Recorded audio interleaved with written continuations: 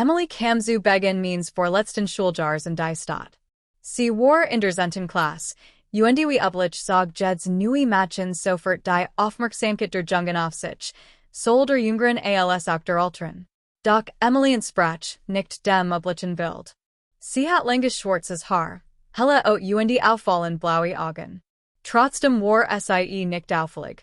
Sie kleidet sich schlicht, in der Art von bescheidener Kleidung, die vielleicht mein Mutter getragen hat, ohne Make-up, Schmuck oder Accessoires. Waren die meisten Mädchen orange, Armbande und sorgfältig gestelt Outfits trugen, hielt Emily es einfach. Die Sportler, die Jungen, die normalerweise als erste Interessenten, musterten sie Kurs und verloren dann das Interesse. In diesem Herbsttätig was ich immer tat, und meldet Michigan für Fußballen. Und wie Jeds Jar word ich am zweiten Tag aussortiert.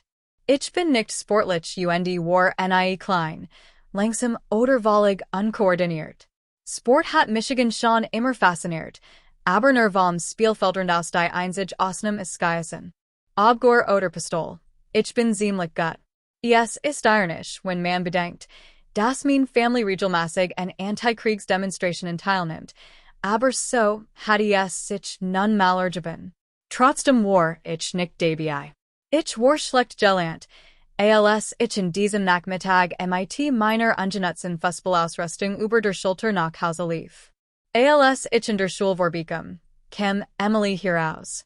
Sie grüßt Michigan beiläufig, während sie die Treppe hinunterging. Bis dahin hatte ich Michigan langgenig mit einem Mädchen unterhalten, mehr als oder zwei Sätze zu wechseln, aber ich beschloss, es trotzdem zu versuchen. Ich grüßt zurück und fragt, ob sie nu sei. Sie bejagt Kurs. Als ich fragt, wo sie vorher zur Schule begangen war, erklärt sie, dass sie gerade erst aus Chicago zugezogen war und want ihr vorherige Schule. Ich gab zu, nach devon gehört zu haben, und stellt schnell klar, dass das kein Rolle spielt. Ich stellt Michigan vor, und sie tat dasselbe. Wir stellten fest, dass Haus auf meinem Heimweg lag. Also Jen war zusammen. Waren Dioceses Cousin Spaziergangs ich mehr über sie, als ich erwartet hat. Ihr Mutter arbeitet nachts als Leiterin eines UPS Depots, und ihr Vater war ein Dampfschlosser ohne Festanstellung. Sie hat einen älteren Bruder, der nach der High School in Chicago geblieben war und unschwer so alt war wie meine Schwester Olivia, die zum Studieren gegangen war. Keiner von uns war jemals in einer Beziehung gewesen und keiner von uns wusste es gab viel in der Stadt. In dieser Hinsicht Nelton war uns seltsamerweise. Nach einem Moment der Still fragt sie Michigan nach meinem Musikgeschmack. Ich gab zu, das Rap nicht so mein Fall war und ich Jazz und Altir Künstler bevorzugt. Ich nannte ein paar Namen, ohne groß Reaktion zu erwarten, aber als sie selbst einen davon erwähnt, war ich wirklich überrascht. Daraus entwickelt sich ein angeregter Austausch, bei dem wir Musiker und Alben wie in einem freundschaftlichen Wettbewerb austauschten. Unser Geschmack passt fast perfekt zusammen. Während wir uns unterhielten, lächelte sie, und die Veränderung in ihrem Gesichtsausdruck war auffällig. Sie wirkt leichter, lebendiger. Als waren Abzweigung angekommen, sagte sie wohnt gleich die Straße hoch. Tonfall verändert sich leicht, und sie wirkt in sich geckert. Ich bat an, sie den Rest der Wedges zu begleiten, aber sie lehnt schnell ab und sagt, wir würden uns am nächsten Tag sehen. Obwohl sie einen Stapelbucher trug, alt sie die Straße hinauf. Am nächsten Morgen verließ ich für das Haus, an der Ecke auf sie zu warten. Mein Mutter bemerkt es sofort, da ich das noch nie so vergessen hat. Emily taucht genau in dem Moment auf, als ich den Treffpunkt erreicht, und wir hatten noch Gen Zeit, gemeinsam zur Schule zu gehen. Wanda und Jen waren fast jeden Tag zusammen. Sie erlaubt mir aber sie ganz nach Hause zu begleiten. Stattdessen kam sie immer öfter zu mir. Dort wirkt sie ruhiger, entspannter. An einem kalten Nachmittag fing es kurz nach unserer Ankunft bei mir zu regnen. Als mein Mutter sich für die Arbeit fertig macht, schlug sie vor, ich soll einen Regenschirm holen und Emily nach Hause begleiten. Emily winkte ab und meint, es wird bis dahin bestimmt aufhören. Ich versicherte es sei kein Problem. Da setzt sie sich auf die Couch, sah Michigan ernst und sagt, es sei sehr wohl ein Problem. Sie erklärt, Vater kann es nicht ertragen. Sie mit einem Jungen zu sehen, und das hat schlimm Folgen. Ich war verwirrt und weise darauf hin, dass sie fast 15 war. Sie erwidert, Vater sei extrem kontrollsüchtig. Als ich zugab, dass ich es nicht verstand, brach sie plötzlich in Tränen aus. Ich hat mein Mutter nach dem Tod meines Vaters weinen sehen. Ein Freundin so verzweifelt zu sehen, traf Michigan völlig unvorbereitet. Als sie sich schließlich gefasst hat, bat sie Michigan eindringlich, Hock und heilig zu versprechen, niemandem zu erzählen, was sie gleich sagen wird. Ich stimmt sie und versicherte, dass ich es nicht einmal meiner Mutter erzählen wird. Was dann folgt, kam alles auf einmal an es liegt. Ein paar Jahre über, als sie nach der Mittelstufe war, hat Vater stark getrunken und war gewalttätig geworden, wenn sie spät nach Hause kam. Was als Strafe begonnen hat, entwickelt sich zu etwas zutief Schlimmem. Sie erzählt mir, dass Vertrauen auf schlimmste Weise missbraucht und sie mit Drohungen zum Schweigen gebracht hat. Als sie es Mutter erzählt, glaubt dieser nicht. Stattdessen wurden ihr Gefühle als Einbildung oder Verwirrung abgetan. Von dahin, sagt sie, wiederholt sich die Situation immer wieder. Zu Haus wird ein Ort der Angst statt der Geborgenheit. Schule und mein Haus waren die einzigen Orte, an denen sie sich sicher fühlt. Hat unmissverständlich klar gemacht, dass sie überhaupt keinen Kontakt zu Jungen haben dürft. Vater bestand darauf, dass der einzige Mann sei, denn sie jemals brachen wird, und sagte es have keinen Sinn, sich jemand anderen zu kümmern. Droht sogar jedem Jungen mit Gewalt, den in Nahe sah. Angesichts seiner Statter und seiner einschüchternden Erscheinung wirkt die Bedrohung für sie sehr real. Einmal hat sie ein Freundin einschlagen. Zuerst verhielt sich Vater hoffentlich, aber nachdem wieder angefangen hat zu trinken, ändert sich sein Verhalten. Benahm sich so, dass Freundin so groß Angst bekam, dass sie aus dem Haus floh. Emily versucht später, die Wogen zu glatten und erklärt Freundin, es sei nur der Alkohol gewesen und so etwas passiert normalerweise nicht. Trotzdem lud sie danik wieder gemanden ein. Als sie mir alles erzählt hat, weint sie hemmungslos. Ich legte einen Arm die Schultern und wischt mit dem Taskentouch samt die Tränen ab, völlig sprachlos. Ich war oft watchen mit der Annam, die Menschen am Michigan hierum führten ein recht normales Behitheitsleben. Was sie durchgemacht hat, zerstört diesen Glauben. Ich sagte ich wünscht, ich kann irgendwie helfen, und gab. So, dass ich mir nicht vorstellen kann, wie sie es aushielt, in diesem Haus zu leben. Sie erwidert, sie hat kein ander Wahl gehabt. Sie denkt mir für mein Anteilnehmen, sagt aber sie es nicht, wie ich realistisch helfen kann. Sie schenkt mir ein kleines, denkbares Lächeln, das nicht lang anhielt.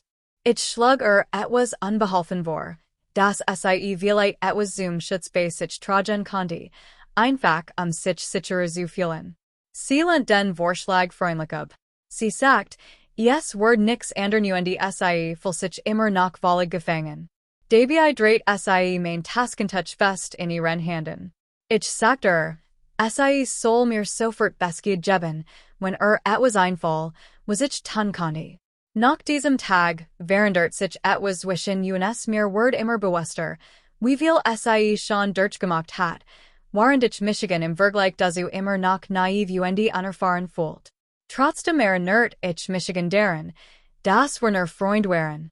Und schließlich Kurten wir in unseren Juntenten Alltag zurück. Sie kam nach der Schule vorbei, und wir verbrachten Zeit damit, Franzusahen, Haus aufgeben zu machen, Jazz zu Horen oder einfach nur zusammenzusitzen. Eins Nachmittags entdeckt Emily ein Foto, das meine Schwester Olivia von der Uni mitgebracht hat. Sie betrachtet es aufmerksam und bemerkt, wie ähnlich wir uns sehen. Sie fragt, wie groß Olivia sei, und ich sagte, das sei einfach so groß sei wie ich. Dann fragt sei fast beiläufig, ob mir die Kleidung meiner Schwester passen wird. Ich sagt, wahrscheinlich schon, obwohl ich es noch nie versucht hat, und fragt, warum. Sie sagt dann, sei have eine Idee und fragt, ob ich bereit wäre, etwas für sei auszuprobieren. Ich protestiert sofort und sagt, es fühlt sich, so ein es war seltsam und peinlich. Ich weise darauf hin, dass Olivia ein Mädchen war und ich nicht. Trotzdem variiert Gesichtsausdruck, dass es wichtig war. Sie fragt noch einmal, diesmal Leser, und meint, es kann wirklich helfen. Nach einer langen Pause stimmt ich zu. Wir gingen in Olivias Zimmer, und Emily begann, Kleidung aus Schubladen und von Kleiderbügeln zu holen und auf dem Bett auszubreiten. Sie wirkt selbstsicher. Dann sage sie, es gab noch einen Schritt, Beaver were entfingen, und ich soll Michigan rasieren. Sie reicht mir ein Flash, erklärt mir die Anwendung und sagt, ich soll danig duschen. Als ich ihren Anweisungen folgt, fühlt sich mein Ot ungent gladen, so glatt wie ein over. Als sie von draußen vor dem Badezimmer nachsah, sagte ich sei fertig, weis sie aber darauf hin, dass mein Kleidung noch im anderen Zimmer sei. Sie fordert Michigan auf, Michigan in ein Handtuch zu wickeln und herauszukommen. Zurück in Olivias Zimmer zog sie Michigan schnell und sorgfältigen, als wär es das Normalste Welt. Sie wollte schlicht, praktisch Kleidung und passt alles so an, dass es bestmöglich saß. Die Kleidung fühlt sich ungenten, aber nicht unbequem. Schweren Schweireiger zu finden. Da sie nicht weiterkam, improvisiert sie mit Socken und Minen Turnschuhen. Sie steckt mir Haarstranen ins Haar und gab zu, dass es zu kurz zum Stylen war. Also schlug ich ein Mutze vor. Sie korrigiert die Freiser nach ein wenig, damit es etwas niederlicher aussah, und trat dann zurück, das Ergebnis zu begutachten. Sie trug nur ein wenig Make-up auf, ganz dezent. Als ich Michigan im Spiegel betrachtet, kann ich Michigan selbst kaum wieder.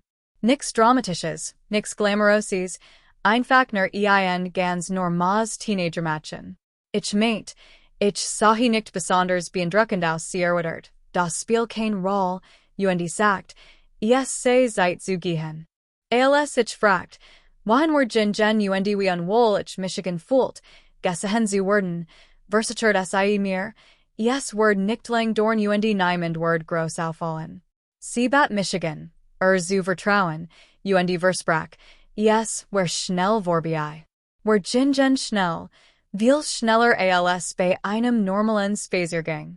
Ich war die ganze Zeit angespannt und hatte Angst, dass Michigan jemand bemerken wird, aber nix passiert. Kein Kommentar, kein Lachen. Unterwegs erklärt Emily, warum sie Michigan mitgenommen hat. Sie wollte, dass ich ihren Vater selbst kennenlernt. Wenigstens wird dann jemand anderes die Wahrheit über ihn erfahren. Sie hat Michigan gewarnt. Sie wollte ihn nicht konfrontieren oder herausfordern, denn das wird alles nur noch schlimmer für sie machen. Als wir das Haus erreichten, war noch nicht da, kam aber kurz darauf. Sobald drinnen war, wird sein Verhalten beunruhigend. Macht anzüglich bemerkungen und überschritt sofort Grenzen, sein Art zu sprechen ließ. Michigan erstjottern. War ein großer, imposenter Mann, angepflegt und nach Alkohol riechend, offensichtlich wollig gleichgültig gegenüber seinem Aussehen und seiner Hygiene. Hat immer ein Flash in der Hand und gestikuliert mit der anderen so, dass seine Absichten unmissverständlich klar waren. What stiegen mir auf, aber Emilys scarfer Blick hielt Michigan davon ab, zu reagieren. Als noch weiter ging, schrei Emily und erschrak so sehr, dass zurückwich. Sie packte Minen arm und Zog Michigan aus dem Haus. Als were Jen, rief hinter her und nerd sie and einen Vorfall später im Abend. Unglaubig fragte sie, ob das wirklich so gemeint hat, wie ich dacht. Sie bestätigt es lies und erklärt, das von Tetwort, sich zu fügen. Als ich in lies verflucht, sagte sie mir, das ein Weigerung nur zu gewollt führen wird. Ich fragte sie, warum sie nicht hinchen kann. The authorities, but she explained that no one would believe her, not her mother and likely not the police. She pointed out that now I had seen his behavior myself, but even that might not be enough. She feared they would focus on the wrong details instead of what truly mattered. In her mind, things would have to escalate further before anyone took it seriously. She came back to my house afterward, and we talked for hours, trying to think of a solution. Nothing felt right, and eventually she had to return home. Later that night, an idea came to me. I examined it carefully, turning it over in my head until it felt unavoidable. The next morning after breakfast, while my mother was still asleep, I called Emily and asked how the night before had gone. She hesitated, then said that my presence had clearly affected him. He had mentioned me repeatedly. I asked gently if that had been during the ordeal.